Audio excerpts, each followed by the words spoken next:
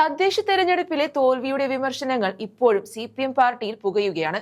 നിയമസഭാ തെരഞ്ഞെടുപ്പ് അടുത്തിരിക്കുമ്പോഴും കഴിഞ്ഞ തെരഞ്ഞെടുപ്പിലെ പരാജയത്തിനുള്ള കാരണങ്ങൾ നോക്കാതെ പരസ്പരം വിമർശനങ്ങൾ ഉന്നയിച്ചുകൊണ്ടിരിക്കുകയാണ്. ഇപ്പോൾ പ്രതിക്കൂട്ടിൽ നിൽക്കുന്നത് അല്ലെങ്കിൽ പാർട്ടി നേതൃത്വം പ്രതിക്കൂട്ടിൽ നിർത്തുന്നത് തിരുവനന്തപുരം കോർപ്പറേഷൻ മുൻ മേയർ ആയിരുന്ന ആര്യ രാജേന്ദ്രനെയാണ്.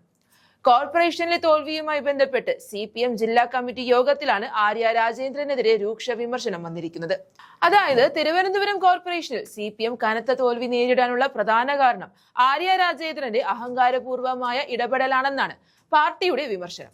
പാർട്ടിക്കുള്ളിലെ അനുകൂലമായ നിലപാടുകളല്ല ആര്യ സ്വീകരിച്ചതെന്നും പാർട്ടി ആരോപിക്കുന്നുണ്ട്. തദ്ദേശ തെരഞ്ഞെടുപ്പ് അവലോകനത്തിന്റെ റിപ്പോർട്ടിങ്ങിനാണ് ജില്ലാ കമ്മിറ്റി യോഗം വിളിച്ചുകൂട്ടിയത്. CPM സംസ്ഥാന സെക്രട്ടറി MV ഗോവിന്ദൻ പങ്കെടുത്ത യോഗത്തിൽ ആര്യയുടെ അഭാവത്തിലാണ് ഈ ആരോപണങ്ങൾ ഉന്നയിച്ചിരിക്കുന്നത്. എന്നാൽ ഈ ആരോപണങ്ങൾ ആദ്യമായിട്ടല്ല എന്നുള്ളതാണ് ശ്രദ്ധേയമായ ഒരു കാര്യം.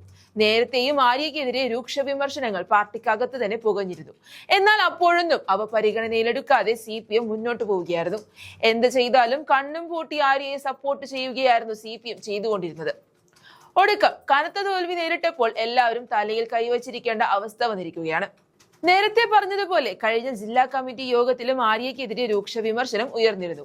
ആര്യയുടെ പല പ്രവർത്തനങ്ങളും ജനങ്ങളെ കോർപ്പറേഷന് എതിരാക്കിയെന്നും കോർപ്പറേഷൻ ഭരണം ഇടതുപക്ഷത്തിന് നഷ്ടമാകാൻ ഒരു കാരണം ഭരണസമിതിയുടെ തെറ്റായ ഭരണമാണെന്നുമായിരുന്നു വിമർശനം ഉയർന്നിരുന്നത്.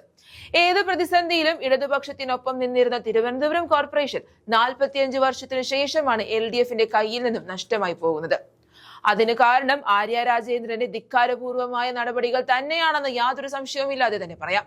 കഴിഞ്ഞ 5 വർഷങ്ങൾ കൊണ്ട് തിരുവനന്തപുരം കോർപ്പറേഷനിലെ ജനങ്ങളെല്ലാം കണ്ടുകൊണ്ടിരിക്കുകയാണ്. അപ്പോൾ പിന്നെ വീണ്ടും എങ്ങനെയാണ് ഇടതിനെ തന്നെ അധികാരത്തിൽ കയറ്റുന്നത്? ജനങ്ങളെ ഇനി മണ്ടന്മാരാക്കാൻ പറ്റില്ല എന്നുള്ളതിന് തെളിവാണ് തിരുവനന്തപുരത്ത് LDFന്റെ കനത്ത തോൽവി. പിന്നെ തദ്ദേശ തെരഞ്ഞെടുപ്പ് സമയത്ത് ആര്യ രാജേന്ദ്രൻ കളിച്ച നാറിയ കളിയും ജനങ്ങൾ മറന്നിട്ടില്ല.